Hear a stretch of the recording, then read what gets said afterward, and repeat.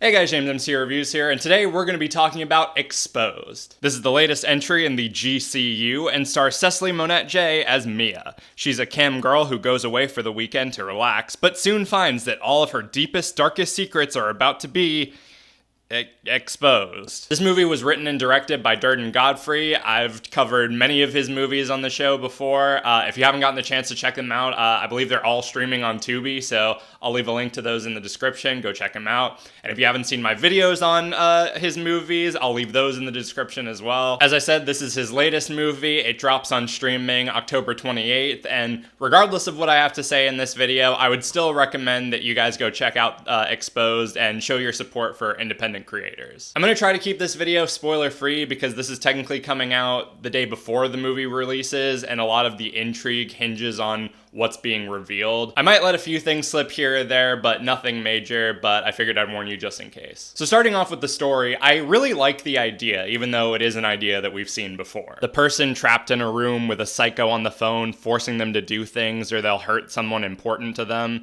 We've seen this type of story and variations on this type of story before, but the idea of using like a chat roulette style sex cam website as sort of the vessel for Mia and her captor to communicate, as well as acting as the window for all of her dirty laundry to be aired in front of everyone, was a neat spin and in fit with the whole vulnerability aspect. How can we do a movie that is it was again reverse engineering? Is like, I want to do one location, so I'm gonna trap a girl in a house, and nudity is important, so she's going to be nude. How do we make those things happen? And then it just kind of grew from there, of like, you know it's like, okay, a guy holds her hostage on his stream, all right, but why would she stay there? He's not physically there holding her hostage. Okay, she has a kid. The kid is being held hostage physically. That pretty much, and once that key was made, it was like, oh, she'll do anything now. Like, he's got her kid now, like, the handcuffs are off, like, we're off to the races. This feels like a modern day version of one of those 80s and 90s erotic thrillers. It's very raunchy, there's a lot of sex and nudity, but it never feels like a crutch. It never feels like it's trying to overcompensate for the lack of an interesting story. To compare it to something that I saw semi-recently that did this worse, Honey Don't, that Ethan Coen movie, yeah, it had a lot of sex scenes in it, but that was really it. There wasn't any intrigue or humor carrying me through the rest of the movie. And this had that. So that's one thing that this movie has over that. I like the erotic thrillers in the 90s, like Sliver, Basic Instinct, 9.5 Weeks. Those movies that were like, for teenagers, you couldn't go into the back room. Nobody knows what the hell I'm talking about right now. But back in the day at rental stores, you had the normal movies out here that you could peruse with your family. And then there was those erotic beads that hung in the back. And you can go through those beads, and that's where the magic was. But movies like Sliver and 9.5 Weeks and Disclosure, these movies were thinly veiled pornographies with a plot. So they could be out where you could peruse with your family and like, hey, mom, you like Michael Douglas, you like Demi Moore. This can't be. And then, that's. Just cover the So I grew eyes. up on that stuff. So yeah, so it's like, if we could come, I wanted to do something like that where it's like you get all the goods, but you get like a really good story and a compelling plot too. Obviously, it's not a perfect film. With a movie like this, there's a lot you're just going to have to accept for the purposes of the story. Like Mia is being blackmailed by essentially an incel version of Jigsaw, played by Jason Washington, who apparently has been following her for a long amount of time and knows all this information about her, and yet somehow he's gone this entire time without being caught. I feel like they should have caught on to him stalking her a lot sooner. Even despite some of the more outlandish story elements, the performances really sell it. Cecily does great in this role. She does really well at playing into the panic while also trying to remain calm and unassuming. She runs the gambit between super sensual and super stressed really well. What attracted you the most to Exposed? It was sexy.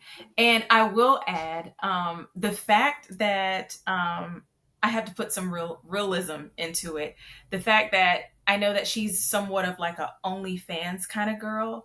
The essence from that being that have also been a phone actress, like the girl six kind of thing. Okay. So that kind of played into me helping prepare for the role. Yeah. So as far as the essence of both of those worlds like coming together, I just thought that it was like it was hot. You know, like it was a hot, like sexy role. It kind of reminded me of variations of a lot of things that I was just like, oh, this is like really cool. Um, like her being like, you know, happy, you know, that she's in this happy marriage, she's still making money, her husband approves of her, you know, doing this kind of work to help take care of their family, to her like holding on to like this deep dark secret that only her and her best friend know, and it just keeps spiraling. And I like the fact that, you know, we get to see Mia in all these different forms, you know, mother, you know, she's seductive, she's sexy, she has these guys drooling all over her. And I don't know. I just thought it would be pretty hot to play. Different. A lot different from, you know, anything else that I've ever played. And challenging as well. With a hint of Monsters Ball a little bit too. Jason Washington does a solid job as Damon. He's the perfect creep behind the computer desk type of villain, and he balances out the sinister energy with the camp fairly well. Dominic Graham returns from the hit list, and he does well as Mia's husband, and Claire Louise Hutter was really good as Mia's friend and confidant who gets roped into this revenge plot, even though she doesn't really do much. It's like when we first met, it was like instantaneously like, oh, hey, bestie, like, you're nude. Oh, look at that. Oh, I like your tattoo. Oh, girl, cover right here. Oh, we're going to do this. We were helping each other like create the most beautiful, beautiful atmosphere for us both. And it was never a moment where I felt uncomfortable with her. I felt like this was my sister, you know? Like I adore Claire. Like the energy, I couldn't have asked for a better person to like really do this particular movie with. Like we made each other feel so comfortable. Like this is my sister, you know. It really is.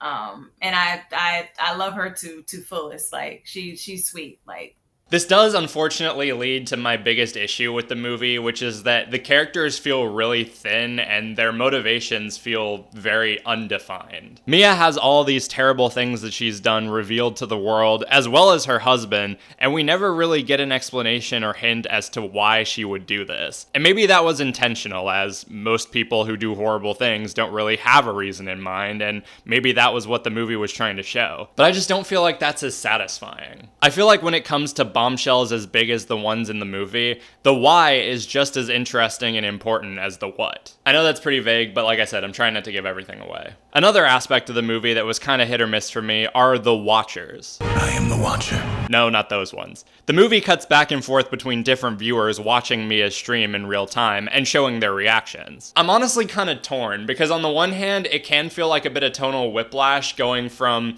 this really intense drama about a woman essentially being the victim of revenge porn to cutting between all these different people gawking and giving over-the-top reactions. Not to mention the effect that it has on the movie's pacing. But with that being said, I'd be lying if I didn't think they were a little funny. Royal and Queen Melina get an honorable mention as this extra horny bishop and deaconess, but my favorite is the guy at the barbershop. Like I said, I feel like their inclusion might take some people out of it, but I thought they served a decent purpose. That came from The Truman Show, and like, you know, movies like The Truman Show or Deep Impact or Armageddon, or, you know, those movies where like it always cuts, you establish these like group of characters that are watching the movie with you, essentially. I always like that in movies, and I just thought that this one was a good opportunity to incorporate that element. And I also I feel a certain obligation to people that I've worked with previously that show up, do the job, take it seriously. I feel an obligation to them to always give them something in the next movie. So when we were doing this one, I knew it was going to be a very small cast because it was supposed to be.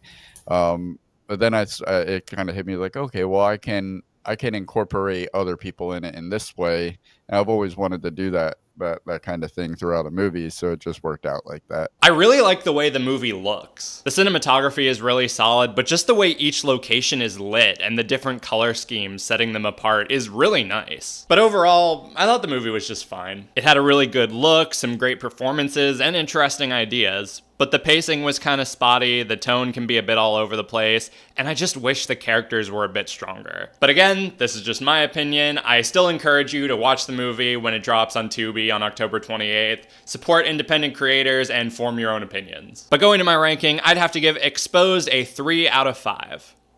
And that does it for this video. Thank you guys so much for watching, and thank you to Durden Godfrey and Cecily Monette J for hopping on in some of these interview clips that you've seen throughout the video. I'm going to be posting the full unedited interview that I did with them on my productions channel in a couple days, so if you're not subscribed over there, be sure to do that. But other than that, let me know in the comments, are you planning on watching Exposed? If you've already seen it, what did you think? Did you like it? Did you hate it? And what are some of your favorite erotic thrillers of, whatever decade? Let me know all that stuff down below. I've got more videos coming real soon, but until then, be sure to like, subscribe, ring the notification bell so you can stay updated when I'm posting. Follow me on all my social media, subscribe to my main channel. Everything you need to know will be in the description. Thank you guys for watching, and I'll see you later.